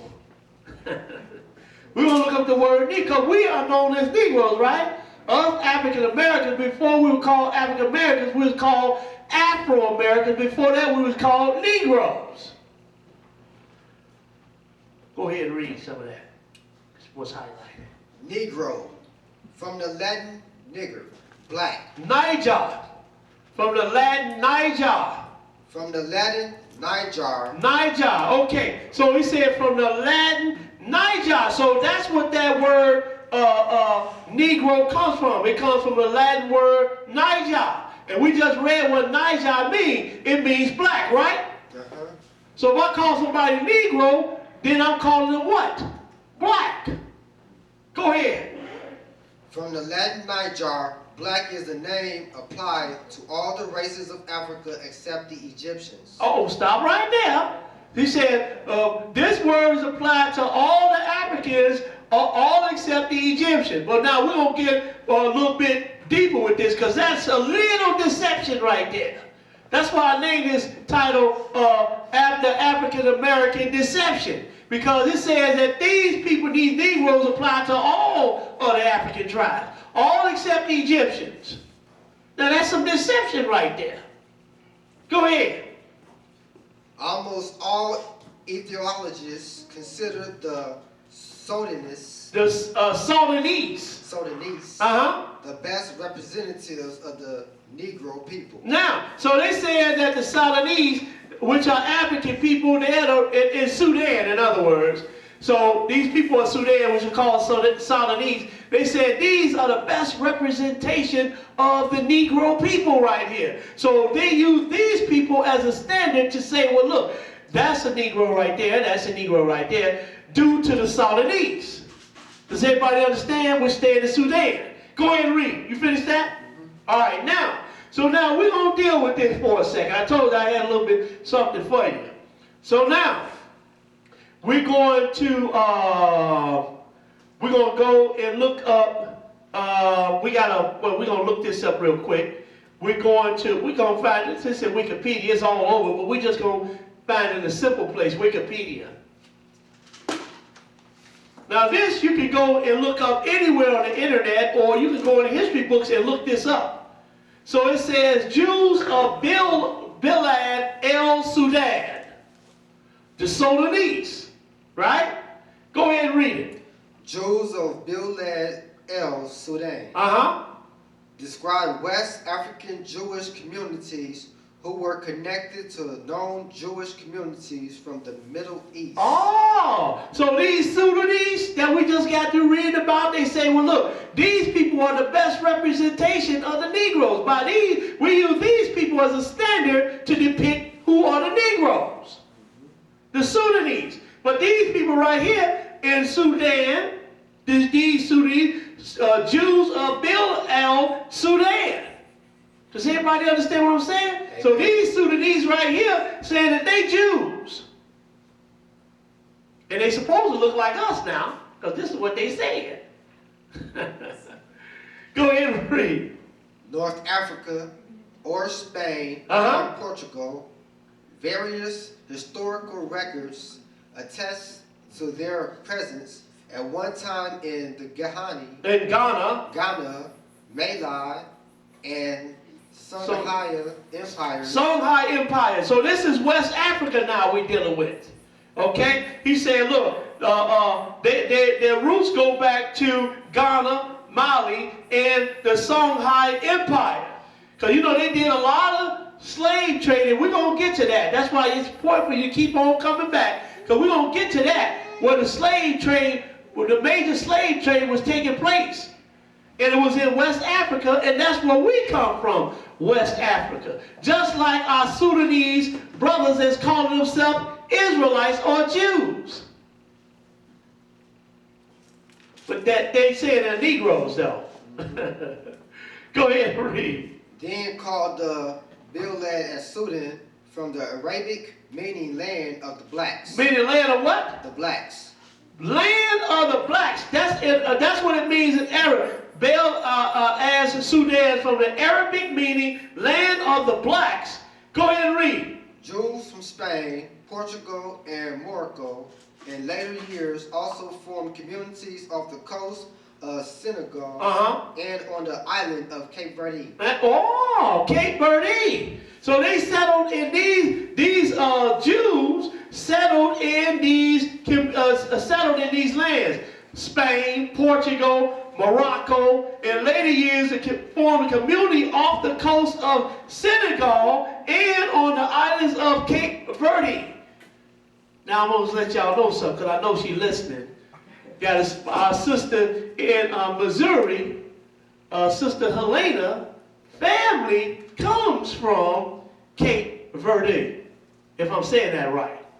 Her people come from this little country called Cape Verde. I think she said it was like 400, 500 miles from West Africa that her people fled from West Africa and started this little country right here called Cape Verde. Right? And they have tombstones with Israelite names on them in this little country. Now, I'm not going to give it all away now. We're going to have our Black History coming up in June. We're going to have our Black History program coming up in June, and we're going to show you this. And we might even have her on the phone to call in during this time. Okay, and let you know that this is where her family is from. Saying they are Levites. All right, so we're done with that. Okay, so now we're going to go to we're going to look up Ham again. So this time we're going to Zondervan's Bible Dictionary. So we're going to look up Ham. And I had it marked off, and I don't know what I... We're going to look up Ham real quick. All right. Ham, read what's highlighted. Ham, the youngest son of Noah, born probably about 96 years before the flood. Uh-huh. And one of the 8 persons to live through the flood. He became the progenitor of the dark races, not the Negroes. Stop right there. He became the progenitor or the father of the dark races, but not the Negroes. Uh-oh, well then who is the Negro? Then we just come from anywhere. Where he come from? We just fall out the sky. So where do we come from? If Ham is not our father, then who is our father? You only got 2 left, Shem and Japheth, and we know the Japheth descendants are Caucasian people. So there's only really one left, and that's Shem. If we didn't come out of Ham, but we gonna get to that. Go ahead and read. He became the progenitor of the dark races, not the Negroes. But the Egyptians. But the Egyptians. Ethiopians. The Ethiopians. Libyans. The Libyans. And Canaanites. And the Canaanites. What land did the children of Israel settle on? The land of Canaan, which were African people. Does everybody understand where we're going with this? But we can't give it all away today. We can't give it all away to you today. You got to come back next Sabbath to hear the rest of this. So now, we're going to look up one more word. We're going to look up African American, and then we're going to go to, turn that page. Turn the page. Yes. Okay. All right. Go ahead and read what's highlighted. It's African American. We got this off of Wikipedia. But go ahead and read it. African Americans, also referred to as Black Americans or Afro Americans. See, we refer to African Americans, Afro American, Negro, every name but our own, which is Israel. Go ahead and read. Are an ethnic group of Americans with total or partial ancestry from any of the black racial groups of Africa. This term may also be used to include... So now there's some deception there. It said from any black group from Africa. Any of the black groups of Africa. But we don't come from any black groups from Africa. We're going to show you where we come from. Go ahead and read. This term may also be used to include only those individuals who are descended from enslaved Africans. Enslaved Africans. And a lot of us black people, we know a lot of us can trace our history back to slavery. Like I can trace my history back to slavery. I ain't got the names and everything right, but I see the people though. Go ahead and read. I got pictures of them. Go ahead and read. As a compound adjective, the term is usually hyphenated as African American. Black and African Americans constitute the third largest racial and ethnic group in the United States. Now, wait a minute. Now, we used to be the second largest, behind the Gentile. But now another ethnic group has came and taken our place, which we had been saying 10 years ago that these people are going to outnumber us soon. It was even on the Oprah Winfrey show about 10, 15 years ago, and now they outnumber us. Go ahead and read some more. After white Americans and Hispanic and Latino Americans. See, they outnumber us now. The Gentiles always outnumbered everybody. But now here come the Hispanic and Latino Americans. They outnumber us now. Go ahead and read. Most African Americans are descendants of enslaved peoples within the boundaries of the present United States. See, most of us are descendants of slaves. Most of us are. Go ahead. On average, African Americans are of West Central African. Oh, stop right there. Now slow it down. It said on average, African Americans are of West Central African and Europe descent. And we know that our people come from West Africa and parts of Central Africa. We're going to show you this. See, we're just showing you the color today, but we're going to show you where our people actually come from. Go ahead and read. And some also have Native American ancestry. Now, because like my grandmother, she was part Choctaw. She was dark. I ain't gonna call grandma blue black, but she was dark with long, cold black hair. Till she got older, she had gray hair, but she was real dark, and she was Choctaw in the end. Now, let's go now. Let's go to Hosea, the 4th chapter, and this what has happened to our people. This is what has happened to our people. Most of our people don't know who we are, where we come from, who our God is, none of this. Let's go to Hosea 4 and 6. Hosea 4 and 6. We just got a few more. Hosea 4 and 6. When you get it, go ahead and read it. Hosea 4 verse 6. My people are destroyed for lack of knowledge. See, that's why our people have been destroyed. We have been destroyed for lack of knowledge. We don't know who we are. We don't know where we come from, and we don't know who our God is. Say, my people are destroyed for lack of knowledge. Go ahead and read. Because thou hast rejected me, I also reject thee, that thou shalt be no priest to me. Go ahead. Seeing thou hast forgotten the law of thy God, I also forgot thy children. He said, look, you forgot the law of your God, I have forgotten your children. God have forgotten us as a whole. Because some of us know who we are. We know who we are. We know who our God is. All of that. But he said, my people are destroyed for lack of knowledge.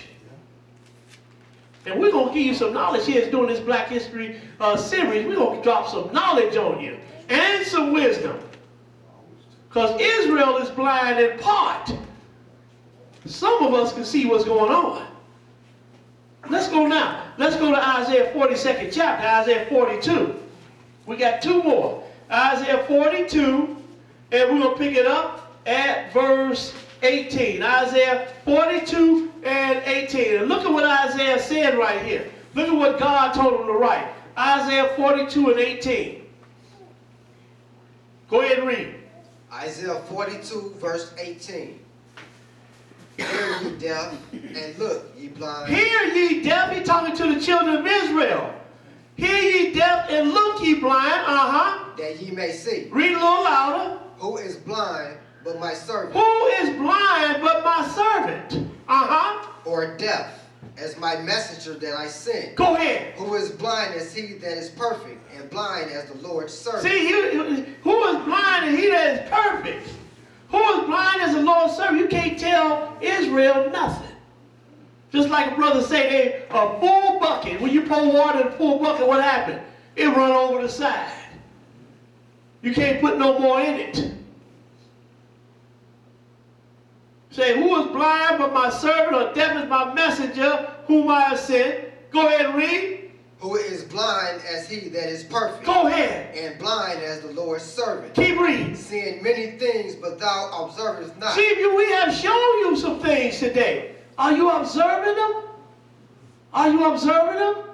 Go ahead and read. Opening the ears, but he heareth not. Are you, when you open, you got your ears open, but are you hearing this? Are you hearing this? God's got it written right in the Bible about his people. Are you hearing this today? Go ahead and read. The Lord is well pleased for his righteousness' sake. He will magnify the law. Now, what are the nations told the children of Israel? You don't have to keep no law. We the law. We're supposed to be teaching the law, but we allow all the other nations to tell me you ain't got to keep no law. That's why you got all these different denominations and different churches and everything, because we have let everybody else tell God's people, which are us, that we don't have to keep God's law.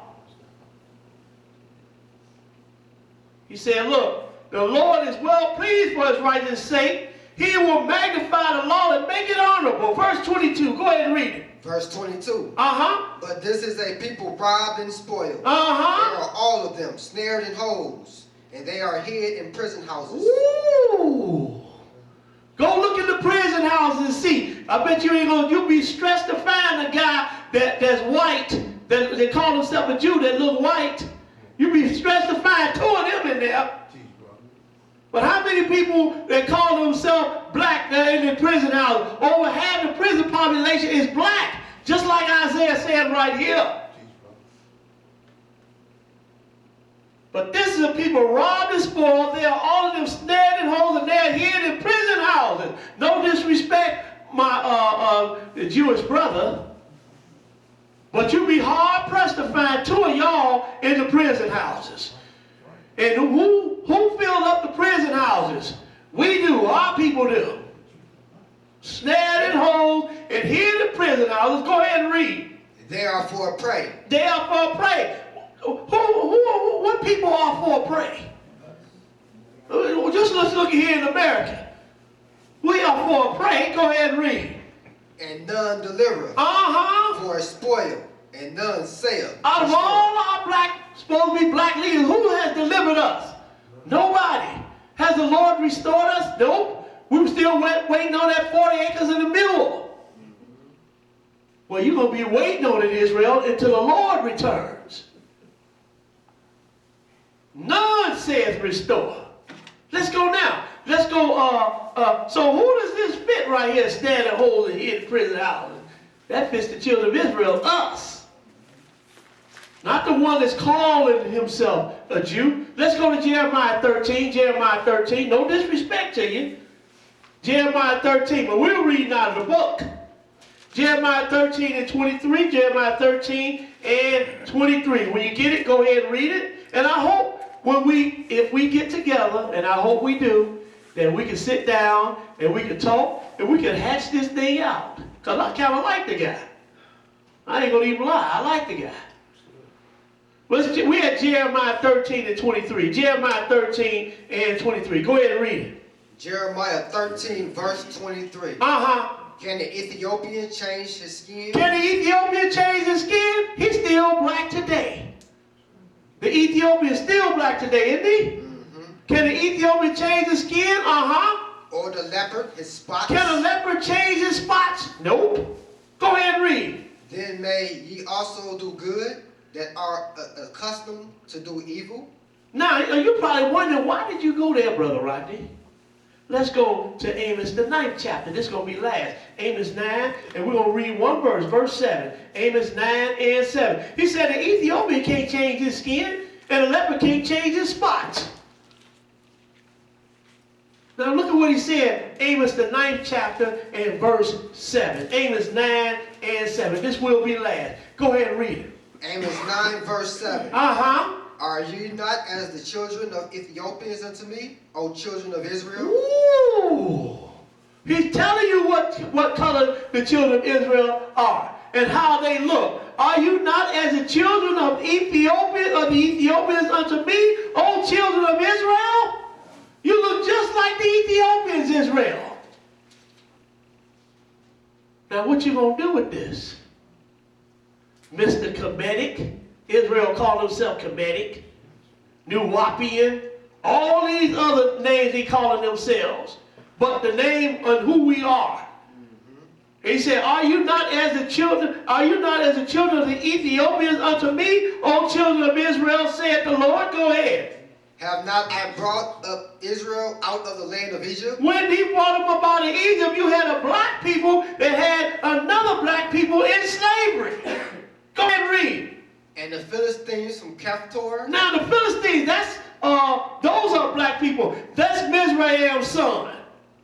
The Philistines. Go ahead, we're going to read it. We're going to show you that in the next lesson. Go ahead and finish that. And the Assyrians from Ker?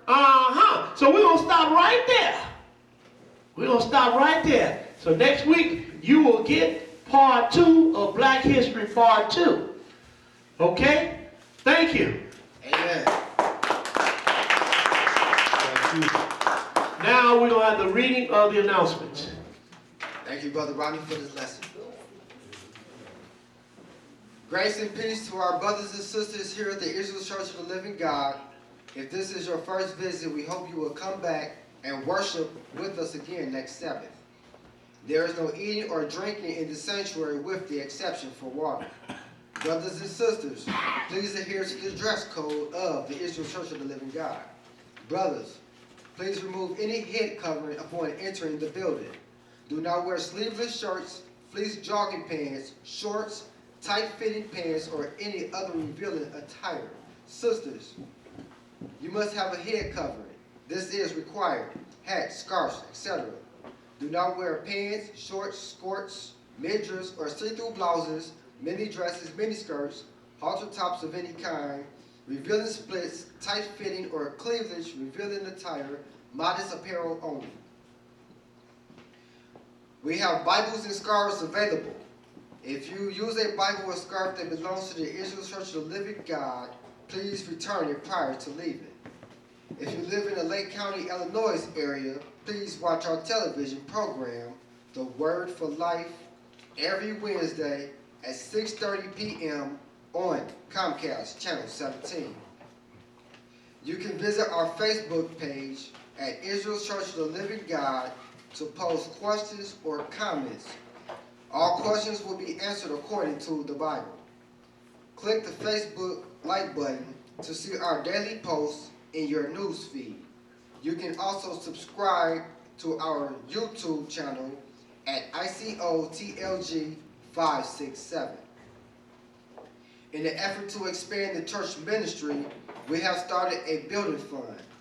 You can make your secure payments online using our PayPal account at israelschurch.org, or you can send your donations to the attention of ICOTLG at P.O. Box 8933, Waukegan, Illinois 60079. We thank you for your past contributions and hope for your continued support. Free will donations are welcome and appreciated. Finally, brothers and sisters, please continue to pray for one another. These are today's Sabbath announcements. As you can see by now, this is a picture of the Israelites here at Israel's Church of the Living God, and this is a picture of different nations of Africans.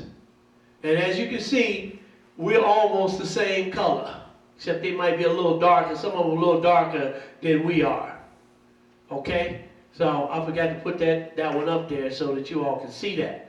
All right, if you'd like to contact us here at Israel's Church of the Living God, you can give us a call at 847-636-4792. That's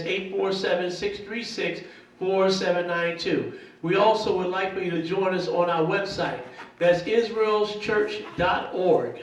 israelschurch.org, where you can go and follow us on Facebook, and you can look at some of our previously recorded videos on YouTube. And for those that are viewing our YouTube channel, we would like for you to like our channel and also subscribe to our channel.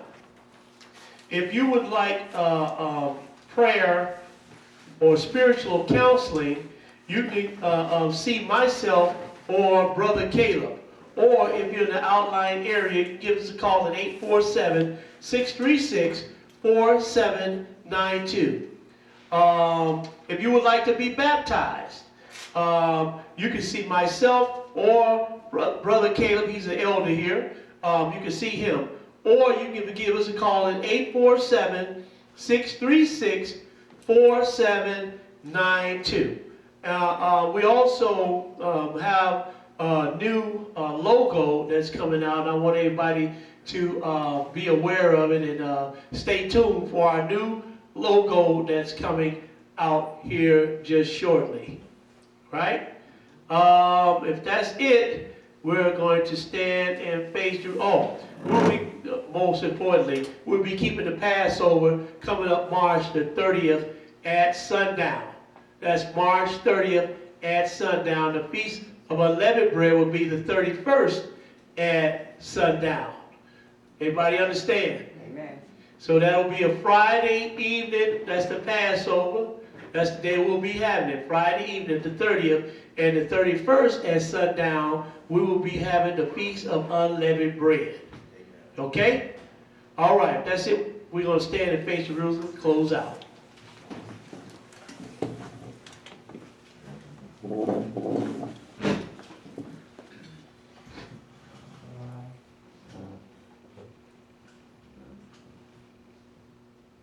Our Father, which art in heaven, hallowed be thy name. Thy kingdom come. Thy will be done. In earth. As it is in heaven. Give us this day. Our daily bread. And forgive us of our debts. As we forgive our debtors. And lead us not. Into temptation. But deliver us from evil. From thine is the kingdom, and the power, and the glory, forever. In Jesus' holy name we pray. Amen. Praise the Lord. Praise the Lord. Praise the Lord. Praise the Lord. Praise the Lord God of Israel. Praise the Lord God of Israel. In Jesus' name. In Jesus' name. Amen. Amen.